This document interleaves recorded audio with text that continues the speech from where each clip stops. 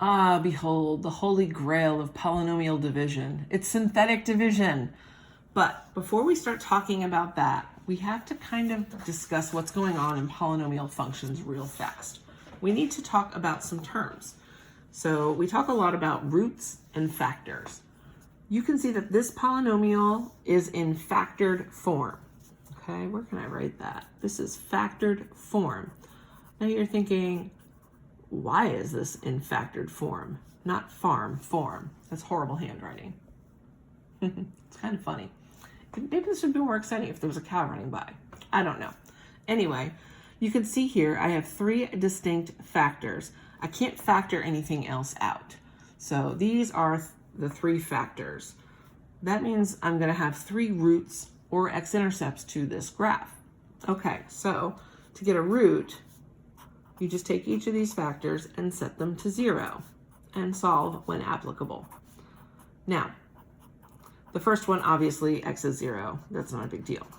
This one, you're just going to do a little bit of mathy math. Hopefully you can do that in your head. And you get 2. And then over here, minus 3. You may recall that you did this already in the quadratics chapter, right? Remember, you would like factor things, you'd set the factors to 0, and you would have your intercepts or your roots, your solutions, all that good stuff. So if we were to do a quick sketch of this thing, I know that the x-intercepts are going to be 0, 2, and negative 3. Because there are 3 roots and 3 factors, this is a third degree function. You may remember what those look like.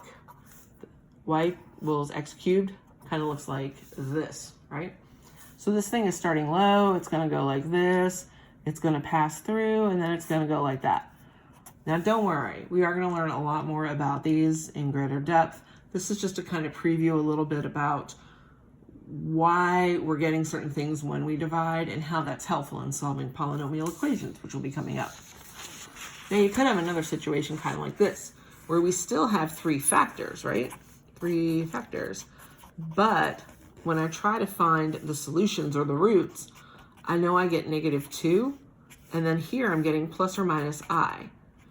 I can't graph those on the real plane, unfortunately. So when I have this graph, I know it's going through negative 2. The turn that happens here in direction, there's 2 changes in direction here, right? This where we have a maximum and it kind of decreases down to a min and changes back up. That's going to be happening above the x-axis. So this is going to go up, and then I don't even know where the values are. This is a quick sketch, okay? But this is what it's going to look like. So just so you have an idea. So this has 1 x-intercept, but it has 3 roots. Gosh, why does algebra have to be so tricky? Anyway, tuck this in the back of your head. It's going to come in helpful when we start talking about this beautiful creature, synthetic division. Now, this is our divisor, and as you know from the discussion we just had, this as a factor. If I wanted this as a root, I would just have to change the sign. So I know negative 1 is the root. So I'm going to use my negative 1, and I'm going to put it out here in a little box. It's like a root box. I don't know. I thought in my head that was going to sound cool, but it doesn't really. The next thing you're going to do are to look at all of your coefficients of your dividend. So I have a 5, a 7, a negative 1, and a negative 3. You always want to do a quick check to make sure that you don't need a placeholder. We don't. So we're going to put 5 here, 7 here, negative 1, negative 3. Notice how I'm leaving a little bit of space. You should do that too. We're always going to bring the first number down, and then we are going to multiply by the root. 5 times negative 1 is negative 5. And I'm going to put that right here. Then I'm going to combine the column. 7 minus 5 is 2. Okay. Then I'm going to take 2. Multiply it by negative 1. That gives me negative 2. That goes here. Combine the column. Negative 1 and negative 2 is negative 3. Next, we have negative 3 times negative 1 is positive 3. Negative 3 plus 3 is 0. This last number at the end represents your remainder. Okay, so I'm going to use these numbers to write our quotient. The first coefficient is 5. The first term is going to have a power 1 less than what the dividend had. So 1 less than 3 is 2. Positive 2 plus 2x minus 3. That is our quotient. Now this one's nice because there's no remainder. That means that x plus 1 is a factor of 5x cubed plus 7x squared minus x minus 3.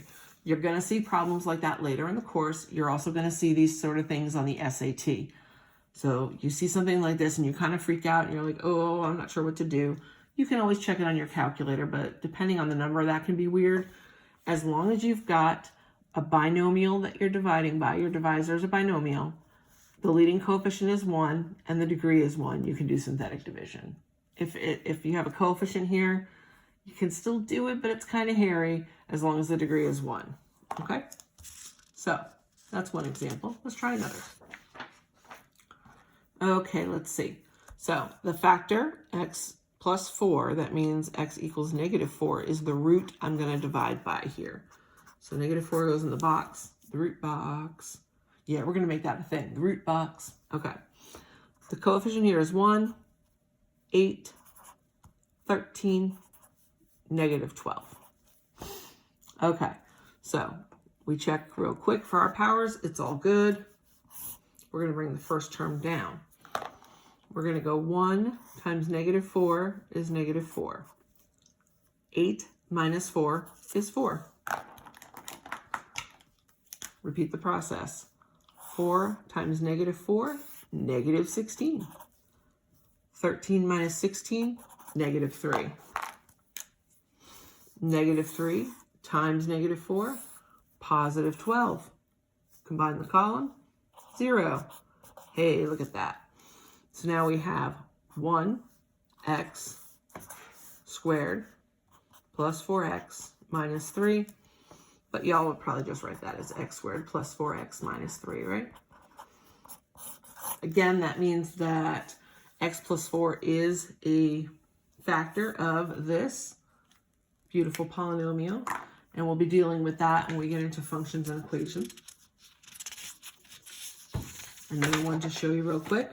Hopefully when you look at this, you see how I'm trying to trick you, which is kind of mean. So let's see, we've got x minus 4 here. That means x is 4. That's going in the root box, the root box. All right, so this is 1x to the 4th. Wait a minute. There's no cubed term. There's no squared term. There is a linear term, negative 3, and then there's a 5. So always put the placeholder. If you forget the placeholder, it's going to mess up your entire answer, and you will be so sad. And I would hate to see you sad. So here we go. 1 drops, 1 times 4 is 4. Combine the column. 0 and 4 is 4. 4 times 4, 16. Combine the column. 0 plus 16 is 16. 16 times 4, 64. Combine the column. Negative 3 plus 64, 61. 61 times 4, 244. You have to forgive me, it's a Sunday night and I'm a little bit sleepy and it's daylight savings time. I'm just going to check that to make sure my arithmetic's good. It is. We're going to add this, 249. That's the remainder. So let's write our answer.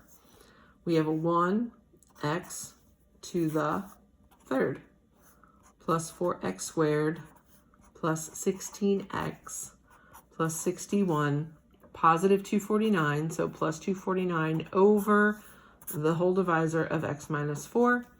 That is your answer for this one. That's kind of mean with that big number at the end. That's okay though. Now there's an application of this which is kind of cool that I want to show you too. It's called synthetic substitution.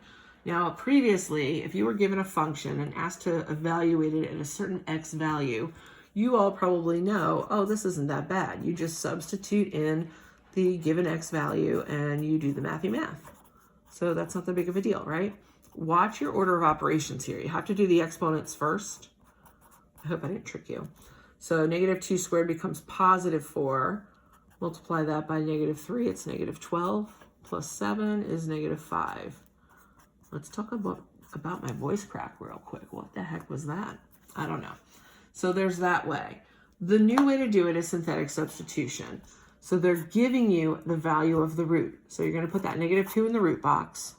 You're going to use your coefficients to help you, but there's no linear term. So we have a negative 3, a 0, and a 7. Okay? Negative 3 comes down. Negative 3 times, oh my goodness, times negative 2 is 6. 0 plus 6 is 6. 6 times negative 2 is negative 12. 7 minus 12 is negative 5. What do you notice? F of negative 2 equals the remainder, negative 5. So it's kind of a quicker way to do evaluation. And you're thinking, wow, I don't know if I like that. That's okay. You don't have to like it. It's just another method. I think it's quicker. You might not think that right now, but the more you do the synthetic division, the quicker it's going to get. And it will be helpful in case you run into a situation like this, where you have to find f of a. So, or I'm sorry, f of 3a. Ugh. 3a is your root in the root box. We're going to use the coefficients again, same as we did. Let me get on screen here. Let's see. Negative 3 drops. Now be careful. Negative 3 times 3a is negative 9a. 0 minus 9a is negative 9a. Negative 9a times 3a is negative 27a squared. Oh, these aren't like terms, so don't try to like make it one whole big thing. Just copy it the way you see it. 7 minus 27a squared. That's your remainder. So, using what you just learned over there, above, f of 3a is equal to this remainder, 7 minus 27a squared. And if you don't believe it, you can plug it into the equation old school and figure it out, and you'll get the same thing. I hope this video has been helpful for you in learning synthetic division and synthetic substitution. These are skills that will help you with some other things later in the course and throughout polynomial equations. So thank you so much for watching. Please feel free to like, subscribe, and share. And join me again for another magical math moment. Bye.